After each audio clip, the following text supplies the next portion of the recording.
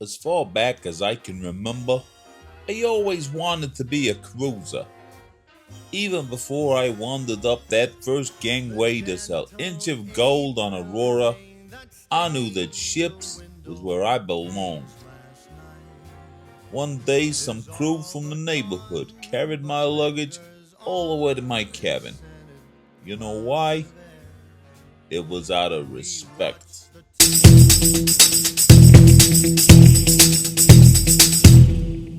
I'm not gonna beat around the bush. When you start clicking through the Ambassador website, you will be shocked by the prices. How can they keep ships on the water with the bargain basement fares that they charge? There are always deals to be had, free drinks packages, no solo supplement, that kind of thing. And once you're on board, it becomes really obvious, really fast. Want a steak? All they know is filet mignon. Specialty dining? How does Lupino's sound?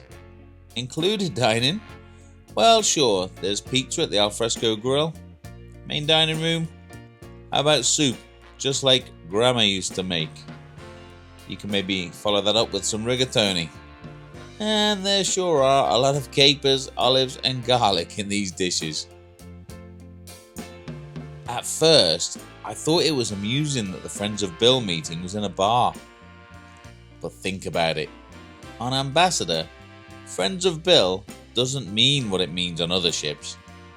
If you wander past an FOB meeting here, you won't hear, "My name's Dave and I've been sober for 2 years." You'll hear, "Yeah, I know Bill, he's a friend of mine." It's so obvious when you start to open your eyes on board. Ambassador is a front. Money laundering for the mob. Wise guys. Mafia. They don't even bother trying to hide it. I mean, look at the branding. Hey!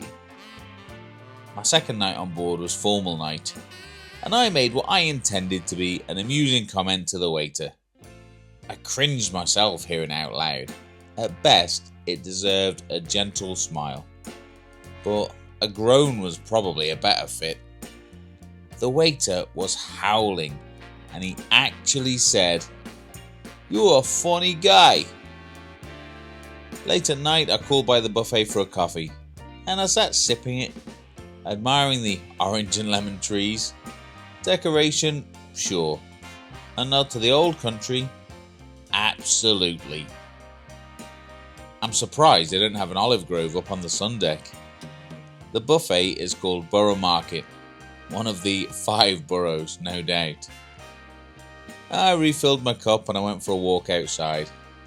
I caught a glimpse of the kitchen and they were prepping for tomorrow. Man, they sliced the garlic so thin that it would liquefy in the pan. Anyway, I'll tell you this, but I 100% would not repeat it in court. As I leant on the railings, sipping my coffee and looking out to sea, I heard a big splash. Then a few seconds later, another one.